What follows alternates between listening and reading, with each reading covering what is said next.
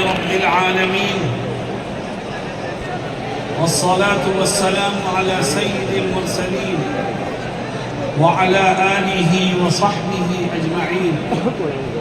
أما بعد، أعوذ بالله من الشيطان الرجيم. بسم الله الرحمن الرحيم. إن تنصروا الله ينصركم ويثبت أقدامكم. صدق الله مولانا العظيم. صدر محترم، اراکین جمعیت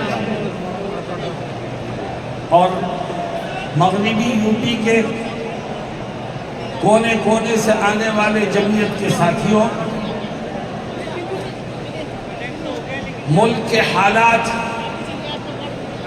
پریشان کن ضرور ہیں مگر مایوس کن نہیں ہیں.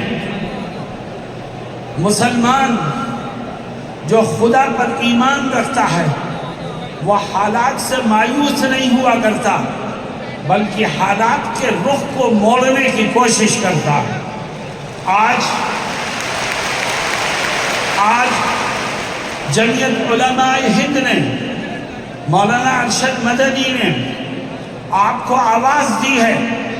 آپ نے اپنے گھروں کو چھوڑا، اپنے کاروبار کو چھوڑا، اپنے آرام کو چھوڑا اور یہاں تک آنے کی زحمت گوارا فرمائی. یاد رکھیے، ہم صرف سننے کے لیے جمع نہیں ہوئے ہیں، ہم دیش کے حالات کو بدلنے کے لیے جمع ہوئے ہیں. اور ہمیں یقین ہے کہ جب ہم اپنے بڑوں کی قیادت میں جمع ہوتے ہیں تو تاریخ اس بات کی گواہ ہے کہ ظالم میدان چھوڑ کے بھاگنے پر مجبور ہوتا ہے. دوستوں اور ساتھیوں، آج کچھ فرقہ پرست طاقتیں ایسی ہیں جو مدارس کو نشانہ بنانا چاہتی ہیں. کبھی مدارس کو نوٹس جاتے ہیں، کبھی حساب و کتاب کے بہانے سے داخل ہونا چاہتے ہیں. میں کہتا ہوں ان مدارس کو مت چھیڑو، انہیں چلنے دو. یہی وہ مدارس ہیں کہ جن کی جد و جہد سے یہ ملک آزاد ہوا ہے. اگر دارالعلوم دیوبند نہ ہوتا، اگر وہاں کے اکابر نہ ہوتے اور مدارس کے جوان، بوڑھے اور وابستہ لوگ ملک کی آزادی کے لیے قربانیاں نہ دیتے تو آج بھی یہ ملک غلامی کی زنجیروں میں جکڑا ہوا ہوگا. مدارس کے لوگوں نے آزادی وطن کے لیے پھانسی کے پھندوں کو چوما، آزادی وطن کے لیے قید و بند کی صعوبتیں برداشت کی. مولانا ارشد مدنی کے والد محترم مولانا حسین احمد مدنی نے اپنے استاد محترم حضرت شیخ الہند رحمت اللہ علیہ اور اپنے ساتھیوں کے ساتھ آزادی وطن کے خاطر مالٹا کی قید میں رہ کر انگریزوں کی صعوبتیں برداشت کی. اور جب مالٹا سے آزاد ہو کر کے ہندوستان آئے تو گھر میں نہیں بیٹھے، پھر میدان عمل میں نکلے. کبھی نینی جیل میں بند کیا گیا، کبھی سابرمتی جیل میں بند کیا گیا، کبھی سہارنپور جیل میں بند کیا گیا، کبھی مراد آباد جیل میں بند کیا گیا. لیکن ہر طرح کی قربانی دی مگر دیش کی آزادی کے لیے کسی سے کوئی سودا نہیں کیا.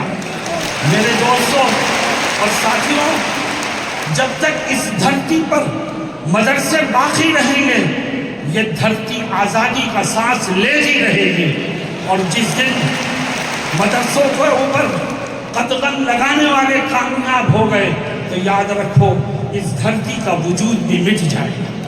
اس لیے میں ہندوستان کے سپریم کورٹ کے اس فیصلے کا خیر مقدم کرتا ہوں جس کا آپ نے ابھی حضرت مولانا اسجد مدنی نائب صدر جمعیت علماء ہند کی زبانی جس کا تذکرہ سنا.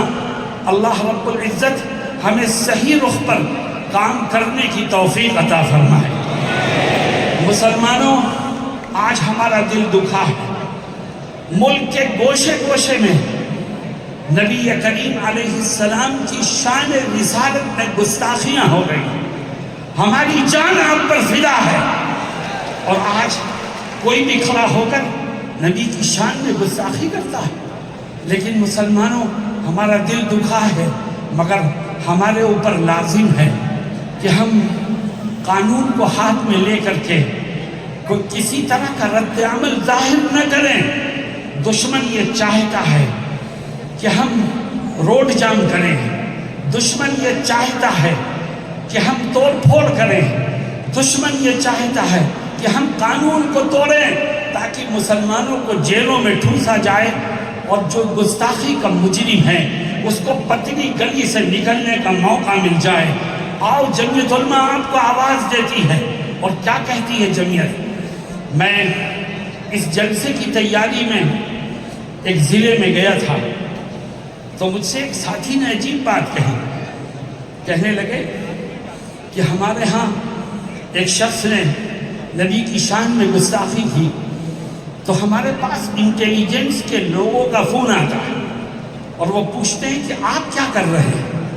تو ہمارے ساتھی نے، جمعیت کے کارکن نے جو جواب دیا وہ مجھے بہت پسند آیا۔ اس نے کہا کہ ہم کچھ نہیں کر رہے، ہم تو ایڈمنسٹریشن کو دیکھ رہے ہیں، اب تو کرنے کا کام اس کا ہے، ہمارا کرنے کا کام نہیں ہے۔ ہم دیکھیں گے آپ مجرم کو پکڑتے ہیں کہ نہیں پکڑتے، ہم دیکھیں گے کہ آپ اس کے اوپر سخت قسم کی دھارا لگاتے ہیں کہ نہیں لگاتے، ہم دیکھیں گے کہ آپ اس کے خلاف صحیح طور پر کارروائی کر رہے ہیں کہ نہیں کر رہے ہیں، اور اگر نہیں کریں گے آپ تو ہم قانونی طور پر ایسے تمام مجرموں کو کیفر کردار تک پہنچانے کی بھرپور کوشش کریں گے اور کرتے رہیں گے۔ لیکن قانون کے دائرے میں رہ کر کے ہم کریں گے تو ہماری بات میں قوت پیدا ہوگی، ہم اپنے مقصد کو پانے میں کامیاب ہوں گے، اور انشاءاللہ دشمنوں کے دلوں میں ہمارا رعب بیٹھے گا۔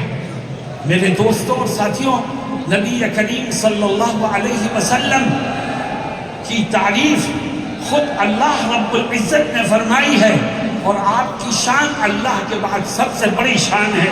اللہ ہمیں آپ کی عزت اور دنیا والوں کو آپ کا احترام کرنا سکھائے۔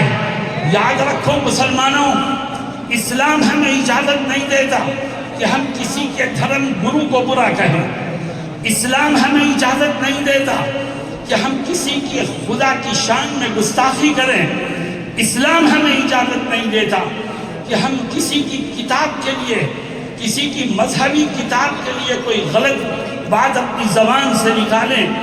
اللہ قرآن میں کیا کہتا ہے؟ اللہ فرماتا ہے وَلَا تَسُبُّوا الَّذِينَ يَدْعُونَ مِن دُونِ اللَّهِ، اللہ کہتا ہے وہ لوگ جو خدا کے سوا کسی اور کو خدا مانتے ہیں، ان کے باطل خداؤں کو برا مت کہو، اس سے نفرتیں بڑھیں گی، اس سے اختلافات بڑھیں گے، اس سے دوریاں بڑھیں گی۔ تم تو اپنے خدا کا صحیح پرچار کرو، اللہ ان کے دلوں کو پھیر دے گا۔ میرے دوستوں، میں گورنمنٹ آف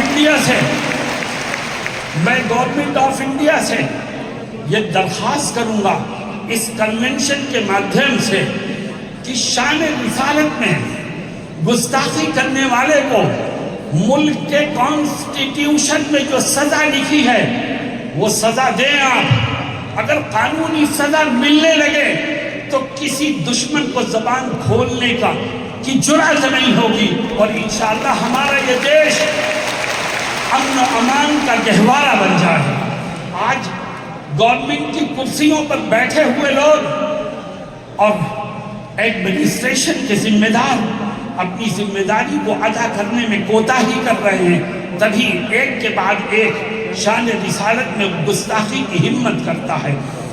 میرے دوستوں اور ساتھیوں، اس دیش کا آئین سیکولر آئین ہے، کچھ طاقتیں ایسی پیدا ہو گئی ہیں جو اس دیش کے سیکولر آئین کو ختم کرنے کی بات کرتی ہے۔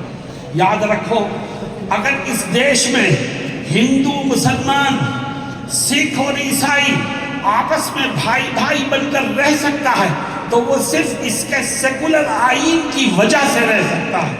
جب تک سیکولر آئین باقی ہے، یہ دیش میں ہندو مسلم کی یکتا بھی باقی ہے۔ جب تک سیکولر آئین باقی ہے، یہ گنگا جمنی تہذیب بھی باقی ہے۔ جب تک سیکولر آئین باقی ہے تو اس دیش میں پیار و محبت کے دیپ جلتے رہیں گے۔ اور جب اس کا سیکولر آئین خطرے میں آئے گا تو صرف مسلمان ہی خطرے میں نہیں آئے گا، بلکہ یہ دیش خطرے میں آئے گا اور دیش کی ہر چیز ختم ہو جائے گی۔ ہندوستان کا جمہوری آئین ہی وہ چیز ہے جس نے اس ملک کو پیار و محبت کا نعرہ دیا ہے۔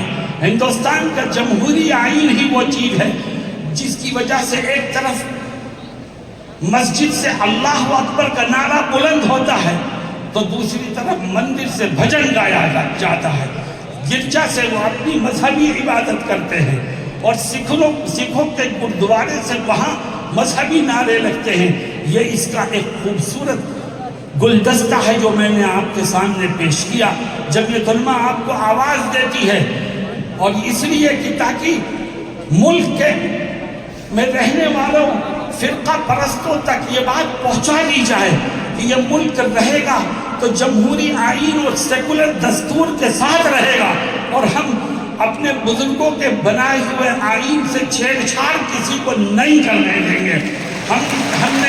ہمارے بزرگوں نے اس کو بنانے میں قربانیاں دی ہیں، ہم اس سیکولر آئین کی حفاظت کریں گے انشاءاللہ۔ اور آخری بات ہے، ملک میں جگہ جگہ وقف پراپرٹی موجود ہے۔ مسلمانوں میں آپ سے سوال کرتا ہوں، ایک وقف کی زمین ہے جو کسی مسلمان نے وقف کی ہے مسجد کے لیے، یا وقف کی ہے مدرسے کے لیے، یا وقف کی ہے قبرستان کے لیے، یا وقف کی ہے غریبوں اور بیواؤں کی مدد کے لیے، بتاؤ یہ وقف پراپرٹی مسلمانوں کا سرمایہ ہے کہ نہیں ہے؟ ہم اس میں کسی کی مداخلت برداشت نہیں کریں گے۔ یہ وقف پراپرٹی مسلمانوں کا سرمایہ ہے، اس کی دیکھ ریکھ بھی مسلمان ہی کرے گا اور اس سے فائدہ بھی مسلمان ہی اٹھائے گا۔ ہاں، اگر کہیں کسی وقف پراپرٹی کے ساتھ چھیڑ چھاڑ ہو رہی ہے، کوئی اس کا مس یوز کر رہا ہے، کوئی اس کا غلط استعمال کر رہا ہے، تو ملک میں قانون بنا ہوا ہے، آپ مجرم کو پکڑ کے سزا دیجئے، لیکن اس کا مس یوز ہونا، اس کے مس یوز کو بہانہ بنا کر قانون کو بدل دینا اور اس میں غیروں کو داخل کر دینا، یاد رکھو یہ جو وقف بورڈ ترمیمی بل آیا ہے، اس سے وقف بورڈ کے مس یوز کو ختم نہیں کیا جائے گا، بلکہ اس کی بربادی کے مواقع اور بڑھتے چلے جائیں گے، جس کو ہم کسی طور پر برداشت کرنے کو تیار نہیں ہیں۔ میرے دوستوں، ساتھیوں، آج صبح ناشتے پر حضرت مولانا سید ارشد مدنی فرمانے لگے کہ یہ ملک سیکولر ہے، بہت سی فرقہ پرست طاقتیں ایسی ہیں جو یہاں یکساں سول کوڈ لانے کی کوشش کر رہے ہیں۔ یکساں سول کوڈ کا کیا مطلب؟ مسلمان اپنے دین و دھرم کو، اپنے مذہبی اور آئینی قوانین کو چھوڑ کر کے ملکی قوانین کے پابند ہوں گے، سکھ ملکی قوانین کے پابند ہوں گے، عیسائی ملکی قوانین کے پابند ہوں گے، ان کے مذہبی قوانین اور ان کا مذہبی تشخص ختم ہو جائے گا۔ مسلمانوں، اعلان کرو کہ ہم اپنی ہر چیز قربان کر سکتے ہیں، مگر اپنا دین و ایمان قربان کرنے کو کسی طور پر تیار نہیں ہے۔ آج جمعیت نے آپ کو آواز دی ہے تاکہ جمعیت کی آواز میں آپ کے ذریعے قوت پیدا ہو اور ہمارا یہ پیغام ایوان اقتدار تک پہنچے، ہمارے یہ جذبات ان کے کانوں تک پہنچے اور دیش کے حالات بدلے۔